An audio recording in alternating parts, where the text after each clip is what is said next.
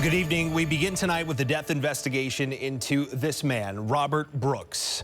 Shocking and disturbing. That is how the state attorney general described what she saw when she first watched body camera video of officers who were with inmate Robert Brooks in the hours before his death.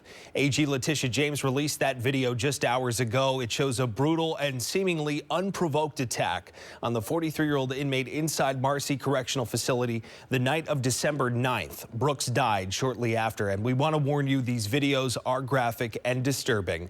CBS 6's Brianna Sapardi is live for us in the studio to break down the video for us tonight. Bree?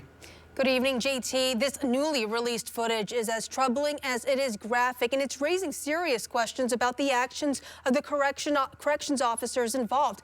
AG James releasing body-worn camera footage from 4 officers. It shows multiple angles of officers beating Brooks as he sits on an examination table with his hands handcuffed behind his back. And again, we must warn you, the footage you're about to see can be disturbing.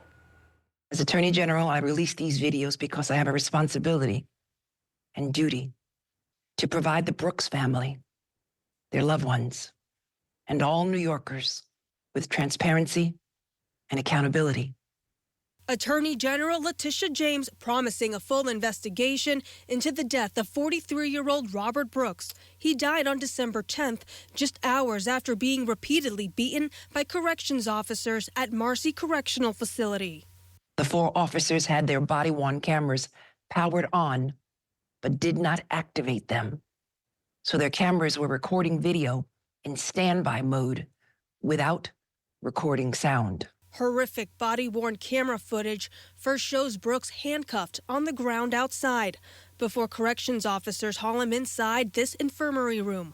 It's there that Brooks endures a violent and seemingly unprovoked assault by multiple officers. In one instance, you can see an officer trying to shove a white cloth in his mouth before pummeling him with his fists.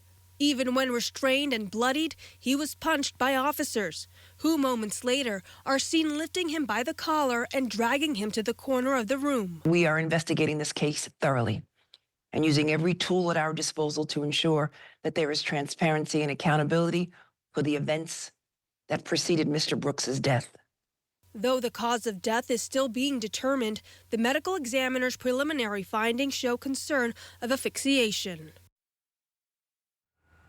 Now, Tayshawn Murdoch, the director of operations at the Center for Law and Justice in Albany, described what he saw in these disturbing videos as a horrifying display of unchecked violence and a clear example of systemic abuse within New York's correctional facilities. He says that Robert Brooks' death is not just an isolated incident, but a reflection of a system that lacks transparency and accountability.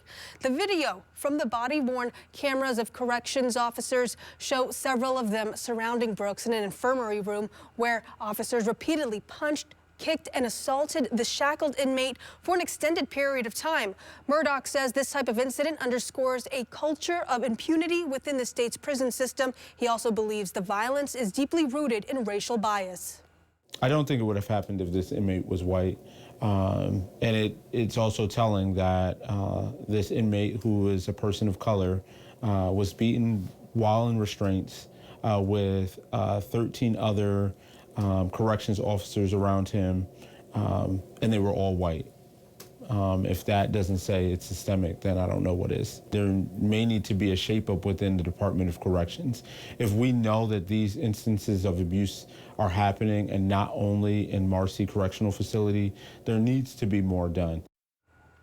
In a 2022 report into Marcy Correctional Facility, the Correctional Association of New York, or CANY, found that 80% of inmates surveyed reported having seen or been subjected to verbal, physical, or sexual abuse by prison staff, with 67% seeing or experiencing racialized abuse by the staff. The Attorney General has not yet announced any criminal charges against the officers involved, but she has promised a thorough investigation into Brooks' death.